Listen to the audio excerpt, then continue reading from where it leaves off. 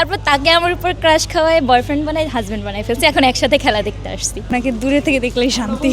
তাসকিন কারণ সে আমার ছোটোবেলার ক্রাশ, তার খুবই বড় ফ্যান আমি।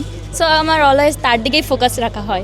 গত বছর হচ্ছে ডিপিএল দেখতে এসেছিলাম, তখন একটা ছেলেকে খুব ভালো লেগে যায়, সে সাংবাদিক, তো ভালো লেগে গেলে ক্রাশ খেয়ে যাই। তারপর তাকে আমি খুব কষ্টে আমার ফ্রেন্ডের মাধ্যমে বের করি খুঁজে, তারপর তাকে আমার উপর ক্রাশ খাওয়ায় বয়ফ্রেন্ড বানাই হাজব্যান্ড বানাই ফেলছি, এখন একসাথে খেলা দেখতে আসছি। যেহেতু বাংলাদেশ জিতে গেছে আমাদের অবশ্যই ভালো লেগেছে, আমরা খুব আনন্দ করেছি।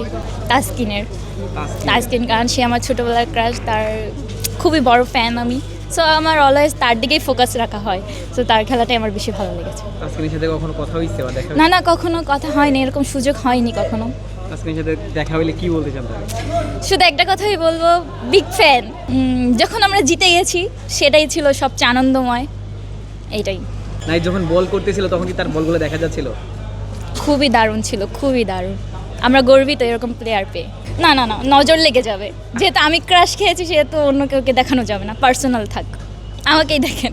খুবই ভালো লাগতেছিল, একসাথে আমাদের স্মৃতিগুলোও মনে পড়তেছিল সেই প্রথম দিনের। খুবই ভালো ছিল তার সাথে, যেহেতু আমরা জিতে গিয়েছি, অবশ্যই এটা আনন্দময়। আজকে আমি অনেক এনজয় করেছি। আজকে আসলে আমি ফার্স্ট এসেছি, তবে ফার্স্ট এসে বাংলাদেশের জয় হয়েছে, এই জিনিসটা আমার অনেক ভালো লেগেছে। আচ্ছা, তো আপনার প্রিয় ক্রিকেটার কে ছিল? তাসকিন, আপনাকে দূরে থেকে দেখলেই শান্তি। বাংলাদেশ যখন ম্যাচটা জিত তখন আপনারা কেমন আসলে সেলিব্রেট করেছেন? আমি আসলে ফার্স্ট এসেই বাংলাদেশের জয় দেখেছি, এই কারণে আমার জিনিসটা আরও বেশি এনজয়মেন্ট লেগেছে।